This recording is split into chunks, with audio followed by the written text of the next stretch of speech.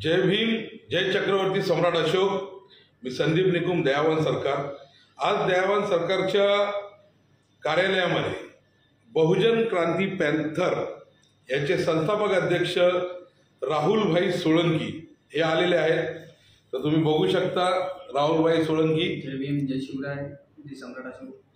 आज सगळ्यांना माहिती आहे की आज सगळ्यात मोठं आक्रमक असं दादरचे नाव चैत्यभूमी व्हावं यासाठी सगळ्यात आक्रमक भूमिका जी घेतली आणि जे उपोषण केलं आणि संपूर्ण महाराष्ट्रामध्ये ते उपोषण गाजलं असे राहुलभाई सोळंकी आज माझ्या कार्यालयात आलेले आहेत। आज आमची खूप काही चर्चा झाली आणि त्या चर्चेबद्दल मला एकच सांगणे की आज एवढ्या सगळ्या शहरांची नावं बदलत आहेत।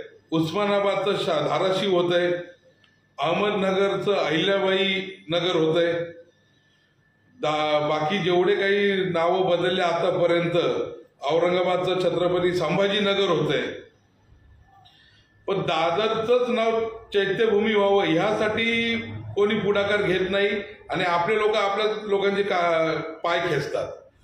आता एक जण जरा समजा हे आंदोलन करतोय तर दुसरा विचार काय करतो, याची संघटना मोठी होईल, आम्हाला काय फायदा, मग हा सपोर्ट देत नाही, मागून उलट बोलतात, असे एकमेकांचे पाय खेचायची कामं चालतात आणि त्याच्यामुळे काय होतं, आपलं आंदोलन हे कुठेतरी अर्ध्यावरच थांबतं। पण आमचं एकच म्हणणं आहे की तुम्ही ह्या त्या संघटनेचा विचार न करता बाबासाहेबांच्या नावासाठी, बाबासाहेबांच्या प्रेमापोटी सगळ्यांनी एकत्र यावं, यासाठी संघटना पक्ष हे न बघता एक भीमसैनिक म्हणून सर्वांनी एकत्र यावं आणि राहुलभाई सोळंकी यांना दयावान सरकारचा पूर्ण सपोर्ट आहे। आणि आता आम्ही सुरुवात केलेली आहे, एक नवीन सुरुवात, जेणेकरून दादरचं नाव चैत्यभूमी 100% होणार हा शब्द आजच तुम्हाला राहुलभाई सोळंकी आणि दयावान सरकार हे मिळून देत आहेत। आजपासून आम्ही सुरू करतोय आणि जसे जसे आम्ही याच्या पुढे एक एक स्टेप घेत जाणार तर तशी तशी तुम्हाला याची अपडेट आम्ही आमच्या फेसबुकद्वारे, न्यूजद्वारे आम्ही देतच राहू। कारण मला एकच कळत नाही की या सगळ्यांना फक्त बाबासाहेबांच्या नावाचा तितकारा काय। आज भारताचं अख्खं संविधान ज्यांनी लिहिलंय, आज तुम्ही काही आता किती लोक बाबासाहेबांच्या विरुद्ध आता उलट बोलतात। आता परवाच मी एक केस केली, एकावरती अॅट्रॉसिटी फीट केली अमित कदम नावाच्या पोराने। तर तो जो पोरगा होता बाबासाहेबांबद्दल एवढी गरळ ओकत होता, तर त्याला शहापूरचे अनिलभाई कांबळे आणि दयावान सरकारची टीम या सर्वांनी त्याच्यावरती अॅट्रॉसिटी फीट केली। आज तो एवढ्या शिवाय देत होता बाबासाहेबांना, आज तो घुसला जेलमध्ये। आता तो सुटणार कोणामुळे?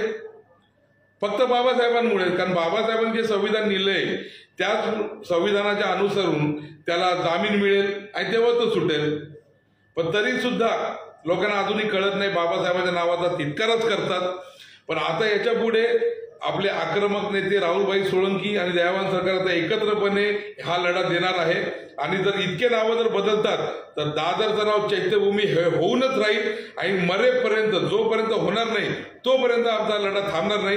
पुढची गोष्ट तुम्ही राहुलभाई सोळंकी यांच्याकडनं ऐकू शकता। राहुलभाई बोला। जय भीम। आज संदीपभाई निकुम, दयावान सरकार यांच्याकडे आलो आणि नामांतराच्या विषयाच्या संदर्भात मागे आमची चर्चा झाली होती, परंतु त्यांना देखील वेळ नव्हता त्या ठिकाणी, त्यावेळेस ते बाहेर होते आणि आज आम्हाला वेळ मिळाला, त्या ठिकाणी त्यांच्याशी येऊन चर्चा केली की भाई ह्या नामांतराच्या विषयाला का आपली लोक सपोर्ट करत नाहीत किंवा ह्या संघर्षाला का आपल्याला साथ देत नाहीत किंवा इतर काही जी नावं बदलण्यासाठी टाळाटाळ करतात हे का होत नाही, याची आम्ही चर्चा केली आणि भाईंनी या ठिकाणी निर्णय घेतला की आत्ताची जी पुढची लढाई आहे ती मी पूर्णपणे शेवटपर्यंत आपल्यासोबत लढणार आणि दादर ह्या स्थानकाला चैत्यभूमी नाव होईल हे देखील आपण करायचा प्रयत्न नाही तर 100% करून घेऊ, हा देखील त्यांनी शब्द या ठिकाणी मला दिला आणि त्यांनी प्रोसेस आता इथूनच चालू करून घेतलेली आहे त्या विषयाची आणि लवकरात लवकर ह्या विषयाला सुरुवात झालेली आहे आणि त्यातून लवकरच कुठेतरी हा नामांतर होईल एवढी अपेक्षा मला तर आता या भाईंकडून बसल्यानंतर समजण्यात आली किंवा भाईंनी त्याच पद्धतीने त्यांची जशी चर्चा समोरच्या व्यक्तीशी केली आणि त्या चर्चेनुसार जो अनुभव आला आणि त्यातूनच मला 100% एवढं तरी विश्वास खात्री पटलेली आहे की हा चैत्यभूमीचा नामांतराचा हा विषय हा लवकरच होऊन जाईल। फक्त समाजाला एवढंच सांगणं आहे माझं की आतापर्यंत प्रत्येक ठिकाणी या महाराष्ट्रामध्ये नामांतर झालेले आहेत आणि गेल्या अनेक 20-25 वर्षापासून आपला दादरचं चैत्यभूमी नामांतर व्हावं यासाठी संघर्ष चालू होतं. तो संघर्ष आता लवकरच पूर्ण होईल आणि समाजाने त्यासाठी पुढं आलं पाहिजे. बाबासाहेबांचं नाव डॉक्टर बाबासाहेब आंबेडकर टर्मिनस चैत्यभूमी हे नाव त्या दादर स्थानकाला लागलं पाहिजे. यासाठी आता 14 एप्रिल देखील जवळ येते. बाबासाहेबांची आपली बापाची जयंती येते. ज्या बापांनी ह्या देशाला संविधान दिलंय, ज्या संविधानामुळे आपली आई बहीण सुरक्षित आहे, प्रत्येकाला मूलभूत अधिकार मिळालेले आहेत आणि त्याच बाबासाहेबांच्या नावाला या ठिकाणी विरोध केला जाते, त्या ठिकाणी डावललं जाते. परंतु समाजाने आता कुठेतरी जागृत झालं पाहिजे आणि ह्या नामांतराला पूर्णपणे सपोर्ट दिलं पाहिजे, साथ दिली पाहिजे. मी आपला भाऊच आहे, आपला मुलगाच आहे, एक भीमसैनिक आहे, बाबासाहेबांचा लेकरू आहे. ह्याच विषयाने मी या ठिकाणी लढतोय. मला या ठिकाणी कुठं स्वतःचा स्वार्थ नाही आहे किंवा माझ्या संघटनेचा विषय नाही, काहीच विषय नाही. याच्यामध्ये फक्त एवढंच आहे की आपल्या बापाचं नाव त्या ठिकाणी त्या स्थानकाला लागलं पाहिजे, एवढी माझी अपेक्षा आहे. सर्वांनी आपण मला साथ द्याल हीच अपेक्षा करतो आपल्याकडून. जय भीम, जय संविधान. तर आपण राहुलभाई सोळंकी यांचं मनोगत ऐकलंच असेल. तर आता कसं आहे, फक्त मोर्चे आणि आंदोलन करून फक्त न्याय मिळत नाही, कारण आता तशी परिस्थिती राहिली नाहीये.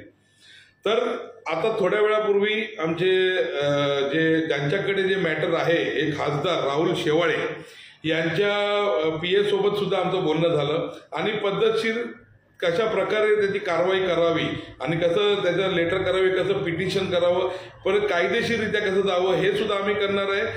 पण त्यासोबत ज्या पद्धतीने राहुलभाई सोळंकी लढत आहे, तर फक्त एकच माझं सगळं समाजाला सांगणं आहे की एक भीमसैनिक म्हणून सपोर्ट करा. भले तुम्ही येऊ नाही शकत तर फेसबुकद्वारे करा, शुभेच्छांद्वारे करा किंवा जास्तीत जास्त त्याच्या पोस्ट तुम्ही शेअर करून करा, जेणेकरून महाराष्ट्रातल्या कानाकोपऱ्यामध्ये सर्वांपर्यंत हा मेसेज पोहोचला पाहिजे. फक्त असं नाही, आता लोकांना कसं होतं, छोट्या मोठ्या संघटना, पॅन्थर संघटना खूप झाल्या, त्यामुळे असं वाटतं की हा जर मोठा झाला तर माझं काय, नाव मोठं झाल्यावरती याचं काय, ते नाव जे शेवटी कोणाचं आहे, परमपूज्य डॉक्टर बाबासाहेब आंबेडकरांचं आहे.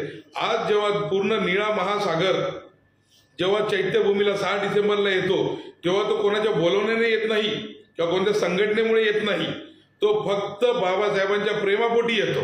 आणि इतकी गर्दी, इतका महासागर वाढतो की तिथं कोणाला चालायला जागा मिळत नाही. आज कसली सोय नसते, खाण्यापिण्याची सोय नसते, तरी पण काही काही प्रकारे लोक करत असतात. तरी तिथं खाणं पिणं काही न विचार करता फक्त बाबासाहेबांना नमन करण्यासाठी, त्यांना नमस्कार करण्यासाठी, त्यांचे आशीर्वाद घेण्यासाठी संपूर्ण जनता जर तिकडे येते. त्याच प्रकारे जर दादरचं नाव चैत्यभूमी झालं तर हा एक ऐतिहासिक निर्णय असेल आणि एक ऐतिहासिक गोष्ट असेल, जेणेकरून आयुष्यभर वर्षानुवर्षे कायम तिथं बाबासाहेबांचं नाव तिकडे लागून जाईल आणि हे आपल्या समाजासाठी सगळ्यात महत्वाची आणि सगळ्यात प्राऊडची गोष्ट आहे. त्यामुळे सर्वांनी सपोर्ट करावा. हा आता यापुढे राहुलभाई सोळंकी एकटे नाहीये, दयावान सरकारची संपूर्ण टीम आहे आणि सर्वांना माहिती आहे, जेव्हा दयावान सरकार कोणतं काम हातात घेतं तर नो निषेध नो निवेदन, फैसला ऑन द स्पॉट पद्धतीने करतात आणि जोपर्यंत रिझल्ट मिळत नाही तोपर्यंत आम्ही शांत बसत नाही. फक्त उगाच आलं, कोणते तरी ओरडलं आणि दाखवलं की आम्ही फेसबुकवरती आम्ही न्याय देतोय आणि नंतर तो न्याय भेटला कोणाला माहीत नाही पडत. पण इथं असं होणार नाही.